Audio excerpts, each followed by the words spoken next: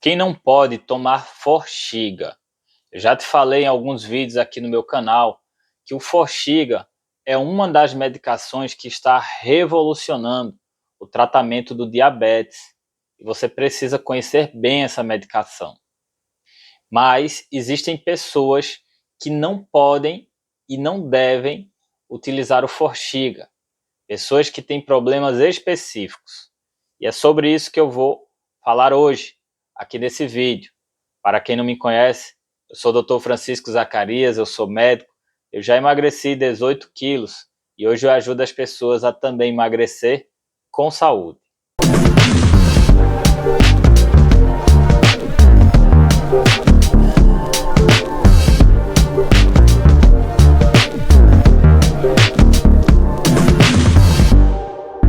Forxiga é o nome comercial da dapagliflozina, que é uma medicação relativamente nova para diabetes e que é do grupo dos inibidores da enzima SGLT2, sódio-glicose cotransportador tipo 2. Essa classe de medicações tem revolucionado o tratamento do diabetes tipo 2, porque oferece, além do controle glicêmico, a possibilidade também de ser um tratamento da doença renal crônica e da insuficiência cardíaca, que são alterações que podem acontecer por consequência do próprio diabetes. Então, uma forma de, além de você tratar a doença, você prevenir suas complicações. Tanto é que a dapagliflozina, o Forxiga, também está validada para ser utilizada como tratamento da doença renal crônica e tratamento também da insuficiência cardíaca de fração de ejeção preservada. Existem, porém, pessoas que não podem utilizar o Forxiga. Existem algumas pessoas que têm problemas específicos de saúde e que você precisa saber.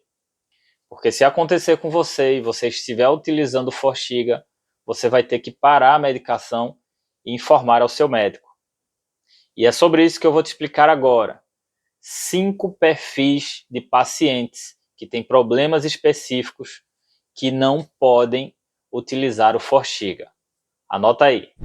Mas antes, deixa eu te dar uma dica importante. Se você tem diabetes tipo 2, saiba que existe uma relação direta entre essa doença e o sobrepeso e a obesidade. E o emagrecimento para você não é apenas uma questão estética, mas sim uma questão de você recuperar a sua saúde. Ao emagrecer, as pessoas que têm diabetes melhoram muito e podem até se livrar das medicações. Por isso, emagreça, porque o emagrecimento é a medida de promoção de saúde mais impactante da atualidade e para você pode significar aumento no seu tempo de vida. E para te ajudar, eu gravei uma aula especial, é grátis e você pode acessar aqui no link da descrição desse vídeo. É sobre instintos, emoções e o emagrecimento. Você vai entender que o emagrecimento vai muito além do que simplesmente fazer dieta e atividade física, e eu espero que eu te ajude de alguma forma. Então não perde tempo, assista já essa aula, ou se você preferir, você pode entrar aqui no meu canal do YouTube e assistir aos centenas de vídeos que eu já gravei sobre emagrecimento. Eu espero que eu te ajude de alguma forma, mas vamos ao que interessa.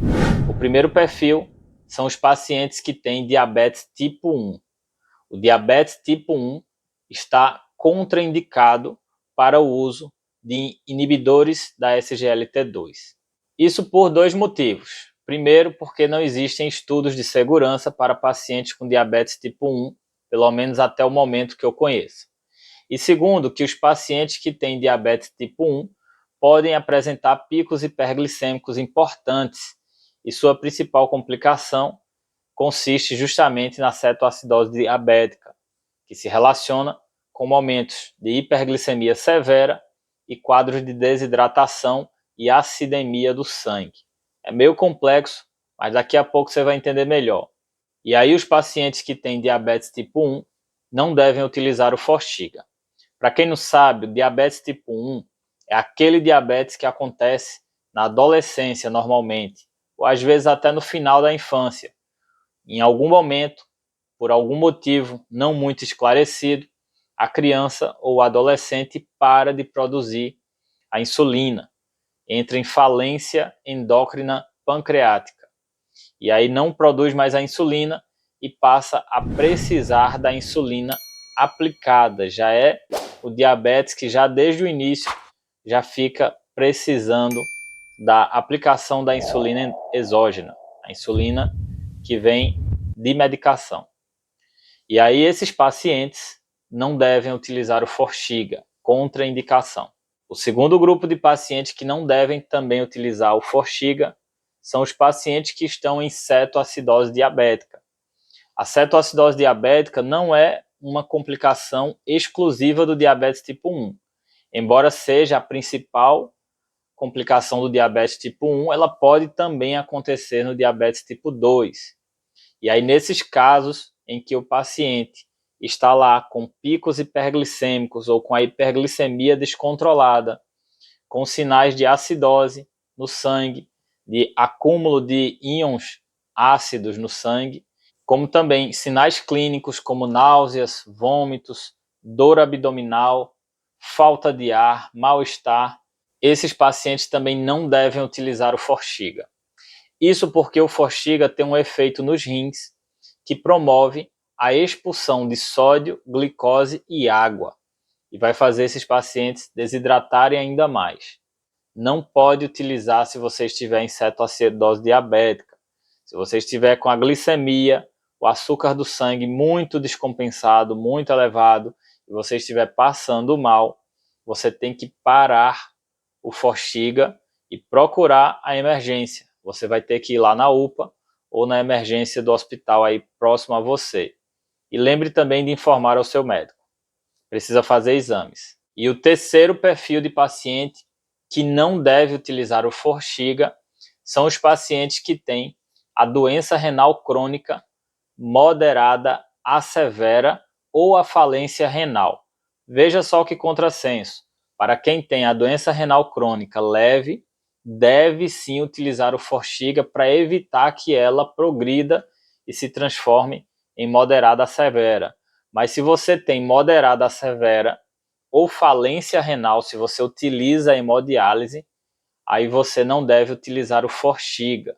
Isso porque o Forxiga precisa que os rins estejam funcionando para ele fazer efeito. Se você utilizar o Forxiga e seus rins não estão funcionando ou estão funcionando muito pouco, você não vai ter um efeito condizente com as doses da medicação, um efeito seguro ou um efeito que seja preciso no que o seu médico está pensando. E aí o uso do Forxiga nesse perfil de paciente também é contraindicado. E o quarto perfil de paciente que não devem utilizar a dapagliflozina ou Forxiga são os pacientes que têm sinais da gangrena de Fournier. Gangrena de Fournier, também chamada de fasciite necrosante do períneo, é uma doença grave que pode levar o paciente à morte e já existiram casos raros após os estudos do Forxiga e após ele começar a ser comercializado, casos raros de quadros de Fournier relacionados com o uso do Forxiga. O Fournier é quando começa a inflamar e a infectar o períneo, provoca necrose. Alguma bactéria vai lá e começa a destruir o tecido do períneo e o médico tem que fazer debridamento dessa região, usar bastante antibiótico, o paciente muitas vezes precisa de internamento, algumas vezes até em UTI, e é uma doença muito severa. Eu já vi alguns casos na época que eu trabalhava em UTI e realmente é um quadro que é dramático.